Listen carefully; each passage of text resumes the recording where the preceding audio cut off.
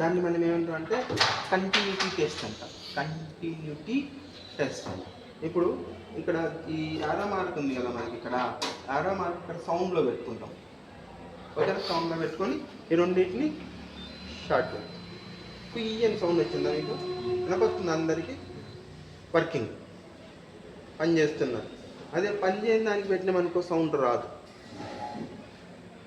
ఓకేనా, సౌండ్ రాకుంటే multimeter is not working. తీసి పక్కనే. ఓకేనా, ది మల్టీమీటర్. ఓకేనా,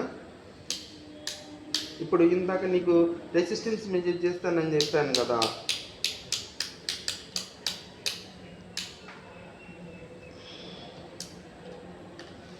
ఇప్పుడు ఈ రెసిస్టెన్స్ వాల్యూ ఎంత ఉంది నీకు? బీబీ రాయి అంత స్పెల్లింగులు అవన్నీ గుర్తుపెట్టుకోవడం నాకు ఇబ్బంది రా, నేను గుర్తుపెట్టుకోలేను రా అన్నావు అనుకో, మల్టీమీటర్ తీసుకుంటాను. ఒక టెర్మినల్ ఇక్కడ పెట్టాను, ఇంకొక టెర్మినల్ ఇక్కడ పెట్టాను. వచ్చింది ఆ రెసిస్టెన్స్ వాల్యూ, అదిగో 1974 ఉంది. అంటే అప్రాక్సిమేట్లీ 1000, 1 కిలో ఓం ఉంది. ఓకేనా, అట్లా కూడా మెజర్ చేసుకోవచ్చు. Okay, this is about the multimeter. Next వచ్చేసరికి మీకు ఇది కెపాసిటర్. ఓకేనా, ఇప్పుడు దీనిలో కెపాసిటర్లో మనకు టెర్మినల్స్ ఎన్ని ఉంటుంది? 2 టెర్మినల్స్. ఏమేమి పేర్లు ఏంటివి? ప్లస్ మైనస్, అంతే, ఇంకేం ఉండదు. ప్లస్కు మనకి గీత ఎట్లా పెడతాము? పెద్ద గీత పెడదామా, చిన్న గీత పెడదామా? పెద్ద గీత పెడదాం. మైనస్కు ఇవి ఎట్లా ఉన్నాయి టెర్మినల్స్ చూడు, పెద్దది ఒకటి చిన్నది ఒకటి, అంతేనా? పెద్దది ఉంటే ప్లస్, చిన్నది ఉంటే అంతే. ఇది అది కాంపోనెంట్, డిఫరెంట్ కాంపోనెంట్. తర్వాత ఏం చేస్తున్నామంటే ఇక్కడ ఈ బోర్డు ఇస్తారు మీకు, ఈ బోర్డులో కాంపోనెంట్లన్నిటినీ కనెక్షన్ చేసి ఉంటారు అన్నమాట. ఇది డయోడు, జిన్నర్ డయోడు, రెసిస్టర్, ఇవన్నీ మీరే ఐడెంటిఫై చేయాలి. ఇట్లా ఇచ్చినప్పుడు రెసిస్టెన్స్ వాల్యూ ఐడెంటిఫై చేయాలంటే ఎలా చేస్తారు మీరు? రెసిస్టెన్స్ వాల్యూ ఐడెంటిఫై చేయాలి అంటే మల్టీమీటర్ను రెసిస్టెన్స్లో పెట్టుకున్నాను. ఇక్కడ రెసిస్టర్ ఉంది. రెసిస్టర్ రెడ్ దాంట్లో పెడుతూ ఉన్నా, బ్లాక్ దాన్ని ఎల్లోలో పెడుతూ. ఎంత రెసిస్టెన్స్ వస్తే అంత రెసిస్టెన్స్. ఓకేనా, 989,000 ఉంటుంది. 1K pics. ఓకేనా, అట్లా మెజర్ చేసుకున్నాం. ఓకేనా, ఇది. తర్వాత మళ్ళీ ట్రాన్స్ఫార్మర్లో మనకు ప్రైమరీ ఉంటుంది, సెకండ్. మీరు ఆల్రెడీ ట్రాన్స్ఫార్మర్ గురించి చదివారా? చదవాలి. ఓకేనా, ఇది ఏంటిరా అంటే ప్రైమరీ ఉంటుంది, సెకండరీ ఉంటుందని. ఇప్పుడు ట్రాన్స్ఫార్మర్లో ప్రైమరీలోనేమో సప్లై ఇస్తాము. ఓకేనా, సెకండరీకి వచ్చేసరికి 3 టెర్మినల్స్ యూజ్ చేసుకోవచ్చు. ఓకేనా, ఇది మనకు హాఫ్ వేవ్ రెక్టిఫైర్కి యూజ్ చేసుకోవచ్చు, ఫుల్ వేవ్ రెక్టిఫైర్కు యూజ్ చేసుకోవచ్చు. ఓకేనా, ఇది దీని పేరు ఏంటంటే మనకు సెంటర్ ట్యాప్డ్ ట్రాన్స్ఫార్మర్. ఇదేంది? సెంటర్ ట్యాప్డ్ ట్రాన్స్ఫార్మర్ 12-0-12 దీని రేంజ్. అంటే ఇది 12, ఇది 0. ఓకేనా, ఈ 12-0కి యూజ్ చేసిన మనకు టెర్మినల్స్, మనకు అవుట్పుట్ వోల్టేజ్ ఎంత వస్తుంది? 12 volts వస్తుంది. ఓకేనా, ఈ 12కు ఈ 0కి యూజ్ చేసిన మనకి ఎంత వోల్టేజ్ వస్తుంది? 12 volts. ఈ 12 నుంచి ఈ 12కి యూజ్ చేసిన మనకు 24 volts. ఓకేనా, మొత్తం కలిసిపోతుంది. ఓకే, దిస్ ఈజ్ ఇది 24 volts 500 milliamp ట్రాన్స్ఫార్మర్. ఓకేనా, ఇదేమో ప్రైమరీ సప్లై ఇచ్చేస్తాం. ప్రైమరీ సప్లై ఏంది? ఇది ఏసీ సప్లై ఇవ్వాలి. ఏదంటే అది ఇస్తే కాలిపోతుంది. ఓకేనా, నెక్స్ట్ వచ్చేసరికి ఇది ఏంటిరా అంటే మనకు ఆర్పిఎస్. ఓకేనా, వాళ్ళ సైడ్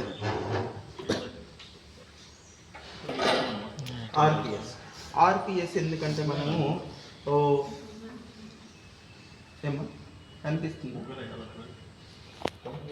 ఇది ఆర్పిఎస్. మనకు ఈ ఆర్పిఎస్లో మనకి ఏం జరుగుతుందంటే ఇన్పుట్ వోల్టేజ్, ఆర్పిఎస్ అంటే మనకి ఏంటంటే regulated power supply. Regulated power supply first letters అన్నిటిని తీసుకుని ఆర్పిఎస్ అంటూ ఉన్నాం అన్నమాట. ఓకేనా. ఇప్పుడు దీంట్లో మనకు 3 సప్లై సిస్టమ్ ఉంటుంది. రెగ్యులేటెడ్ పవర్ సప్లై అంటే ఇది దీని అవుట్పుట్ ఏంటంటే కంపల్సరీ డీసీ వోల్టేజ్. ఓకేనా. దీనికి ఇన్పుట్ ఏమో ఏసీ ఇస్తాము, ఏసీని డీసీగా కన్వర్ట్ చేస్తుంది, డీసీని తీసుకొచ్చేసి మనం యూజ్ చేసుకుంటాం, మన కాంపోనెంట్లకు ఇచ్చుకుంటాం.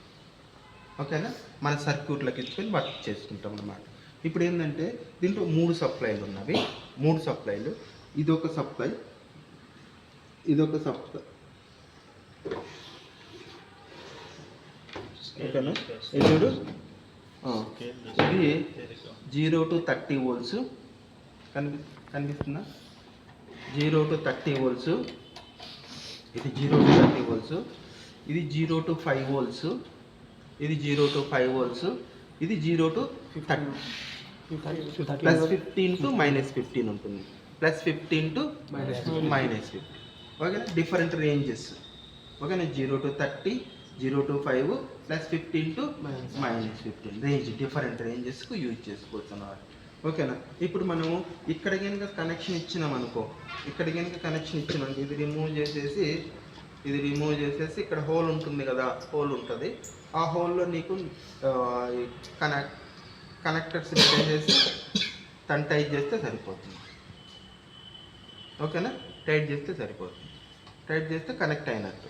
ఓకేనా. ఇక్కడ కనుక కనెక్షన్ మీకు 30 volts యూజ్ చేసుకోవాలంటే ఇది యూజ్ చేసుకోవాలి, 5 volts యూజ్ చేసుకోవాలంటే ఇది యూజ్ చేసుకోవాలి, ప్లస్ 15 to -15 యూజ్ చేసుకోవాలంటే ఇది యూజ్ చేసుకోవాలి. ఓకేనా. ఇప్పుడు నువ్వు ఇది యూజ్ చేసినప్పుడు ఇక్కడ స్విచ్చెస్ ఉంటాయి అన్నమాట.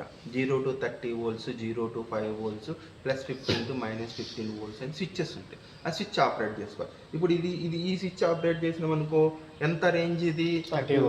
0 to 30 volts. మన రేంజ్ మాత్రం చెప్పాలి, ఒక్కటే చెప్పకూడదు.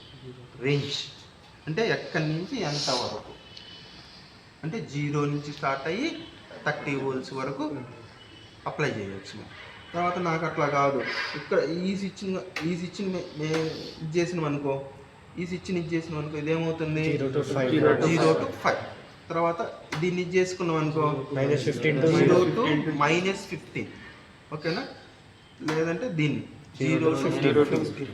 ఓకేనా. రేంజ్ ఇప్పుడు ఇక్కడ అయిపోయింది. ఇప్పుడు 0 to 30 volts కావాలి అంటే ఈ నాబ్స్ వేరీ చేయాలి. ఓకేనా. ఈ నాబ్స్ వేరీ చేయాలి. అదే 0 to 15 volts వేరీ చేయాలంటే ఈ నాబ్స్ వేరీ చేయాలి. తర్వాత 5 volts కంటే డైరెక్ట్ 5 volts అప్లై చేస్తాం. దీనికి వేరియేషన్ ఏముండదు, వేరీ చేయడానికి ఏముండదు. 0 to 5 అంటే 5 డైరెక్ట్ అప్లై అవుతుంది. ఓకేనా. ఇప్పుడు మనం ఏం చేస్తున్నామంటే ఇక్కడ 3 నాబ్స్ ఉన్నవి కదా, 3 నాబ్స్ ఉన్నవి. ఒకటేమో కర్స్ ఉంటుంది, ఫస్ట్దేమో కర్స్, సెకండ్దేమో ఫైన్, థర్డ్దేమో కరెంట్ లిమిట్ అని ఉంటుంది అన్నమాట. ఓకేనా. కరెంట్ లిమిట్ ఎప్పటికైనా మ్యాక్సిమం పొజిషన్లోనే ఉండాలి. కరెంట్ లిమిట్ అంటే ఇది 5 amps వరకు ఉంటుంది. ఓకేనా. 5 amps వరకు ఉంటుంది. 5 amps మనం డైరెక్ట్గా ఇచ్చేసేయాలి స్టార్టింగ్ నుంచే. తర్వాత ఫైన్, కర్స్ ఏమో మినిమం పొజిషన్లో ఉండాలి. నీకు 1 volt, 2 volt, 3 volt, 4 volt, 5 volt, up to 5 volts వరకు నీకు వేరియేషన్ కావాలనుకో ఫైన్ వేరీ చేసేస్తాం అన్నమాట. ఫైన్ వేరీ చేసి నాకు అట్లా కాదు, 5 volts, 10 volts, 15 volts, 20 volts, 25 volts, 30 volts కావాలంటే కర్స్ను వేరీ చేస్తాం. ఓకే. సేమ్ ఇదే ఇక్కడ కూడా అప్లికబుల్. ఇక్కడ నీకు వోల్టేజ్ డిస్ప్లే అవుతుంది, కరెంట్ డిస్ప్లే అవుతుంది. ఇక్కడ వోల్టేజ్ ఇది వి అంటే వోల్టేజ్ మెజర్మెంట్, ఇది కరెంట్ మెజర్మెంట్. ఓకేనా. This is about the RPS, regulated power supply. Input వచ్చేసరికి ఏంటి దీనికి? ఏసీ. అవుట్పుట్ వచ్చేసరికి డీసీని మనం యూజ్ చేసుకుంటాం, సర్క్యూట్లో కనెక్షన్ యూజ్ చేసుకుంటాం. దీనికి నాబ్స్ ఎట్లా, ఇంకా నాబ్లు ఏం అవసరం లేదు. దీనికి వెనక వైర్ ఉంటుంది, ఆ వైర్. ఓకే. డౌట్ ఏమన్నా వచ్చిందా? మిడిల్లో ఉన్నాయి సార్ ఇదే 5కి 30 ఎక్స్ట్రాక్ట్ చేయడానికి కదా ఇదా మధ్యలో ఇదా ఈ రెండు అండి సార్ 5 ఆ రెండు కాదు పక్కరా ఆ పక్కన ఇవే ఆ రెండు దేనికి చేస్తారు ఈ రెండా ఈ రెండు current limit voltage limit okay experiment చేసేప్పుడు వోల్టేజ్ లిమిట్ 0 చేసిన వాటికి కరెంట్ సేఫ్టీ కోసం మ్యాక్సిమం కరెంట్ మ్యాక్సిమం పెట్టుకోండి రీడింగ్స్ తీయాలి కదా సో వోల్టేజ్ మాత్రం మినిమం 5 ఇవన్నీ minimum voltage cuts fine minimum పెడతాం వోల్టేజ్ టెర్మినల్స్ అవన్నీ కరెంట్ అనేది మ్యాక్సిమంలో పెట్టుకుంటాం ఓకే నువ్వు ఫర్ సపోజ్ కరెంట్ లిమిట్ కనుక మినిమం పెట్టినామనుకో ఓవర్లోడ్ అవుతుంది ఎందుకని ఓవర్లోడ్ అవుతుంది సర్క్యూట్కి ఏమో కరెంట్ ఎక్కువ కావాలి కానీ నువ్వు కరెంటు ఎంత ఇస్తున్నావు 0 ఇస్తావు మినిమం అంటే 0 ఇస్తున్నావు కరెంటు లేకుండా వోల్టేజ్ పోదు కదా అందుకని ఓవర్లోడ్ అయిపోతుంది అందుకని కరెంట్ లిమిట్ను మ్యాక్సిమంలో పెట్టేసుకో ఓకేనా అది తర్వాత దిస్ ఈజ్ ద సిఆర్ఓ ఇట్రారో ఇది సిఆర్ఓ ఇప్పుడు మనకు వేవ్ ఫామ్లు అన్నిటిని మెజర్ చేయాలి ఇదేంది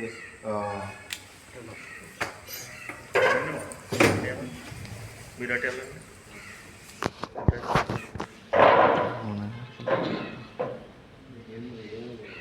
ఓకేనా అందరికి కనిపిస్తుంది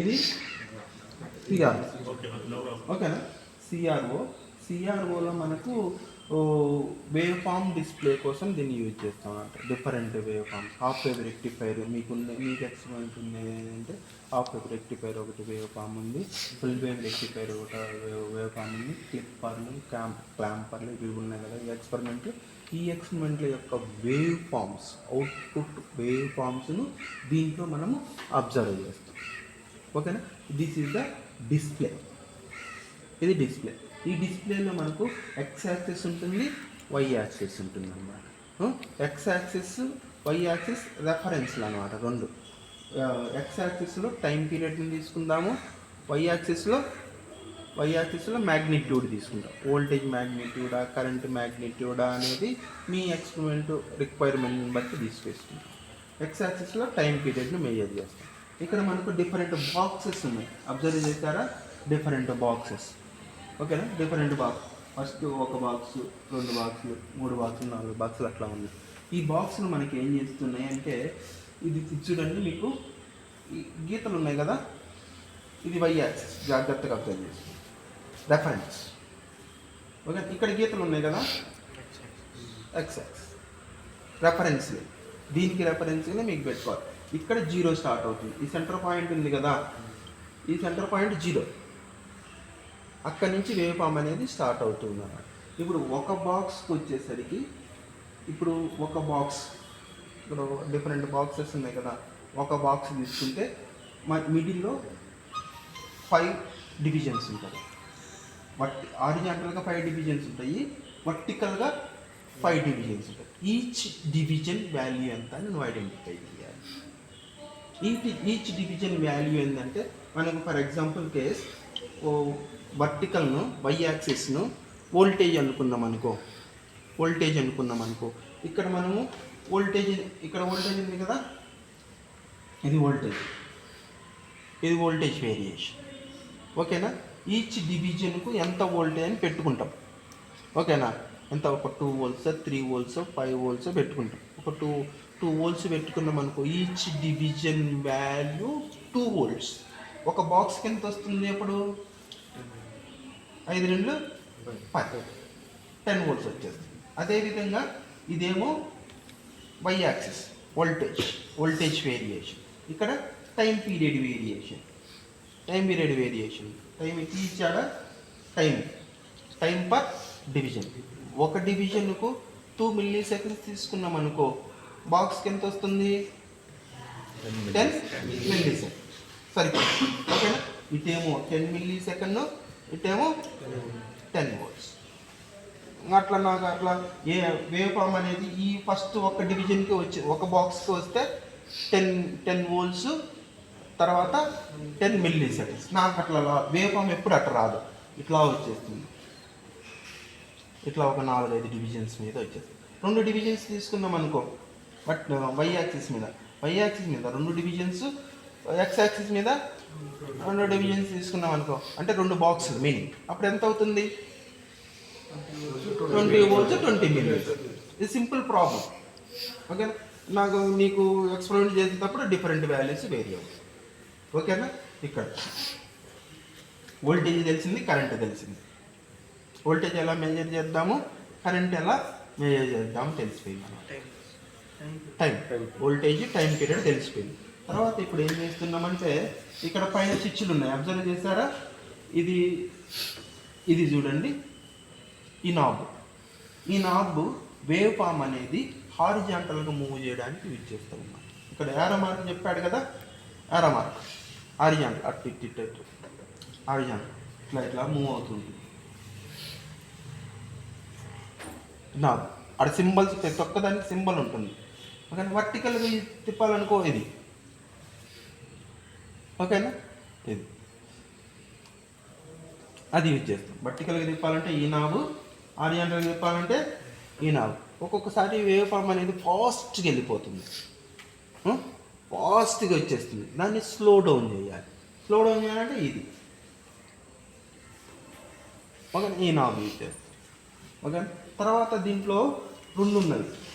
ఇది అవుట్పుట్ కనెక్షన్ అన్నమాట. ఇది అవుట్పుట్ టెర్మినల్స్. ఇది అవుట్పుట్. దీనికి ఇట్లా పెట్టేస్తాం. ఇక్కడ 2 అవుట్పుట్లు ఉన్నాయి. దీని పేరేమో ఛానల్ 1 అంటున్నాము, దీని పేరేమో ఛానల్ 2 అంటున్నాము. ఇది ఒక అవుట్పుట్ పెట్టాను. దీంట్లో మళ్ళీ 2 టెర్మినల్స్ వస్తాయి. 2 టెర్మినల్స్ ఏంటంటే ఇదేమో మైనస్, ఇది ప్లస్, మైనస్ ప్లస్. ఓకేనా? ఇది మైనస్. అవుట్పుట్ వేవ్ ఫామ్ చూడాలి అంటే మైనస్కి ఏమో బ్లాక్ ఇవ్వాలి, ప్లస్నేమో రెడ్. ఓకేనా? ఇక్కడ నుంచి అవుట్పుట్ కనెక్షన్ తీసుకొచ్చేసేసి 2 టెర్మినల్స్ బయటకు వచ్చేస్తాయి కదా, ఆ 2 టెర్మినల్స్ దీనికి ఇవ్వాలి. అప్పుడు వేవ్ ఫామ్ అనేది నీకు డిస్ప్లే అవుతుంది. ఇప్పుడు ఛానల్ 1 కనెక్షన్ చేశాను. ఇప్పుడు ఛానల్ 1 డిస్ప్లే కావాలి. ఇక్కడ చూడండి, మీకు ఇక్కడ ఛానల్ 1 ఛానల్ 2 అని ఉంది. ఇక్కడ CH1/2 ఉంది కదా, CH1 ఉంది కదా. CH అంటే ఛానల్. ఓకేనా? 1 అంటే ఇది పైకి ఉన్నదనుకో, మనకు 1 లోపలికి వెళ్ళిపోతే 2. ఇప్పుడు ఛానల్ 1కి ఇచ్చానా 2కి ఇచ్చానా నేను కనెక్షన్ 1. అప్పుడు స్విచ్ ఎక్కడ ఉండాలి? 5. ఓకేనా? అది తర్వాత మిగతా ఛానల్స్ ఏంటి అంటే మోనో ఛానల్, తర్వాత XY యాక్సిస్ అంటే మీకు ఇప్పుడప్పుడే రాదు. XY యాక్సిస్ థర్డ్ ఇయర్లో వచ్చేస్తుంది అన్నమాట. ఓకేనా? Oval shapes, different shapes of wave form. ఓకేనా? నెక్స్ట్ వచ్చేసరికి అంతే అది. ఓకేనా? ఇది ఛానల్ 1 ఛానల్ 2. ఓకే,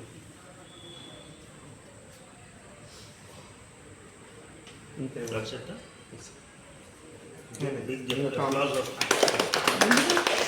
ఇలా చెప్పేది నా దాని వరకు కట్ చెప్పు.